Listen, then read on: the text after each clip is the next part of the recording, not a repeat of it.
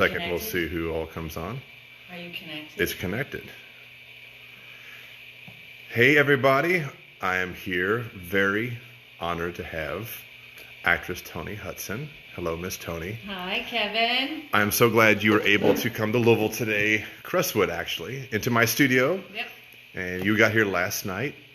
We're shooting your photos today. You're doing a meet and greet tonight from 6 p.m. to 8 p.m. and then tomorrow from 10 a.m. to noon. And then she's got to head back home. So what a lot of people, like, I'm going to geek out on you a little bit because I'm a big 80s fan, right? You probably already guessed that by now. But I'm not 80 yet. You're not 80 yet. We're saying 80s. Okay, 80s movies. Let's get that straight. Right. Okay.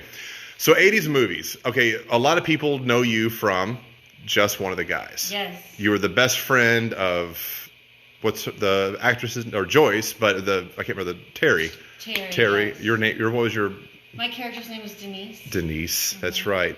And I love that flipping movie. I love it. That's where I remember you from. And then, but let's go back in time a little bit. Like, where did you start as far as your acting career? Like, I actually started in a racquetball facility.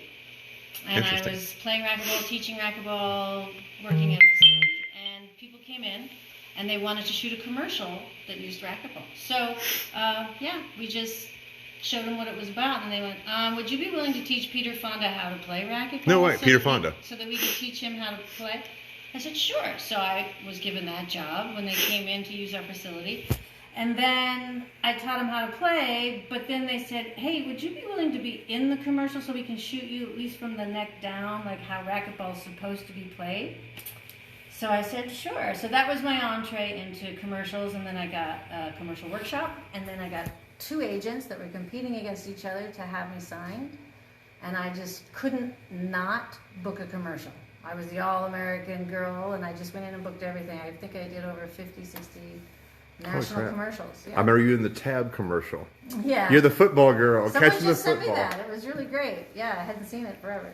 So, okay, what you mentioned Gary Marshall, famous director who passed away recently, right? Yeah. And so he almost like gave you away at a wedding, is that correct? He actually did give me away in my, what wedding was it? Which number? But anyway. Yeah, no, he gave me away when I got married and walked me down the aisle. And his wife, Barbara, was there, and it was amazing, in Catalina Island. And, oh, wow. Yeah, but he directed me in Young Doctors in Love, which was the first movie I was ever in, and it was his first movie he ever directed. So it was a first for both of us. We met, and he became like a surrogate father. And so I asked him to walk me down the aisle, and he said yes. And then I was in Nothing in Common. And then, whenever he could use me, he would... Nothing in Common. That was Jackie Gleason and Tom Hanks. Sheila Ward, and all my scenes were basically with Jackie Gleason and Tom Hanks. Yeah. That's pretty awesome. Yeah. Do you ever keep in touch with those people? Yes. Yeah, well, Gary, we stayed, his family. So, yeah. Yeah. So, okay, you went from Young Doctors in Love to, what was the last movie? The Nothing in Common. But you, in the early 80s, what was you had your big hit, it was your big actress hit as a solo, as a lead actress, was Prime Risk. Oh, Prime Risk. Yeah, it was an independent movie, kind of like War Games, where I played a computer whiz and ripping off ATM machines because I was mad at society.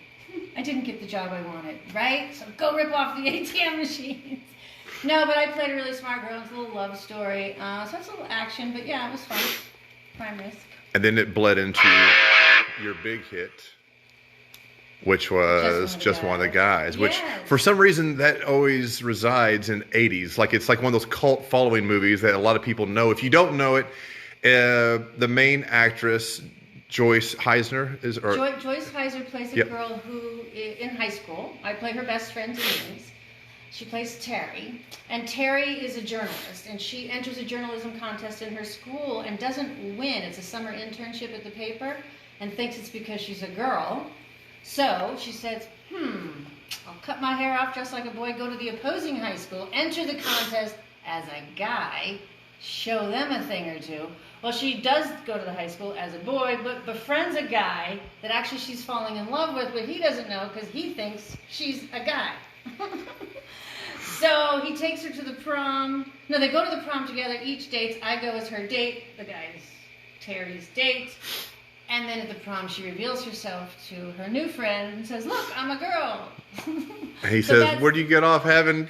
Yeah. So that's the famous point in the movie where everybody freeze frames. But but yeah, it was a movie that kind of just is a cult following, a coming of age, teenage angst time in one's life. You tend to remember those movies. Right. Now, we said we weren't going to go into your personal life, but the only point I'm going to put on is because I'm going to geek out on you a little bit. Mm-hmm. So for a lot of the people who don't know, but she was married to Dirk Benedict.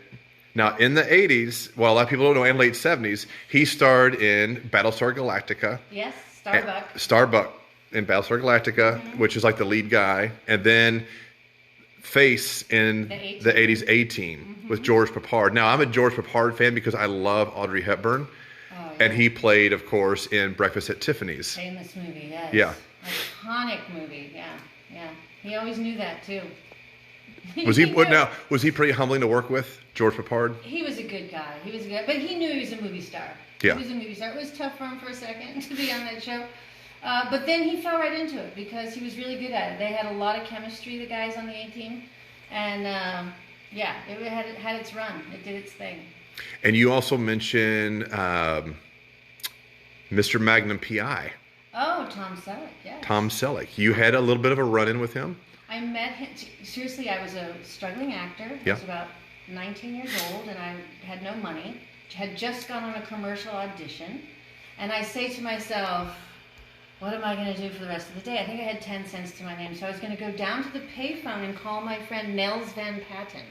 Of the Van Pattens, like family. Peter, yeah. Yes, because Nels and I were friends, and we were kind of seeing each other. So I thought I'd call him. He didn't answer. There was no answering machine. Couldn't leave a message, so my dime was gone. Now what do I do? So I walked back from the payphone at the Taco Bell to my car by the audition. And on the way back, they were shooting a TV show at this restaurant. And there were a lot of people walking to the payphone with tissue in their shirts because they had makeup on. And there was an actor named Larry Manetti who played Tom Selleck's sidekick in the in the TV show, Magnum P.I.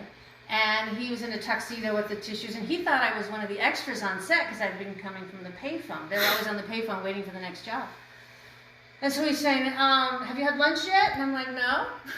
He's just chatting me up. He goes, come on. So he just takes me onto the set, finds out in conversation that I'm not an extra, but he doesn't care. He takes me on the set, introduces me to Tom Selleck, introduces me to Don Belisario, the producer. I end up in Selleck's motorhome with everybody, showing my portfolio. Belisario gives me his card and says, give me a call, I'll help you out. Never called him. Wow. But Tom and I stayed friends and had lunch a couple times. He was going through a divorce. I was going through a divorce. We bonded over that. And, yeah. So you also played in Knight Rider. Yes, I did. Episode. What episode? Called Knight by a Nose. Yep. Knight, because my horse's name was King Jack, but because of Knight Rider, they called it Knight by a Nose. And I play an ex-girlfriend of David Hasselhoff, who I come back to, who helps me get my horse back, basically. Aw. Yeah.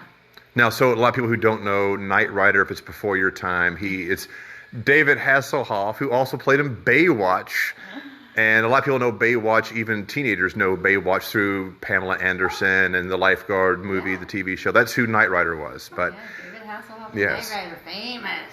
So then you got into the horror genre, the late 80s. You played in the Leatherface movie. Well, it has to do with Texas Chainsaw Massacre series was part 3 called Leatherface. So I played Sarah, a young girl who had been captured by Leatherface, my sister and I watched him eat my sister, he and his family.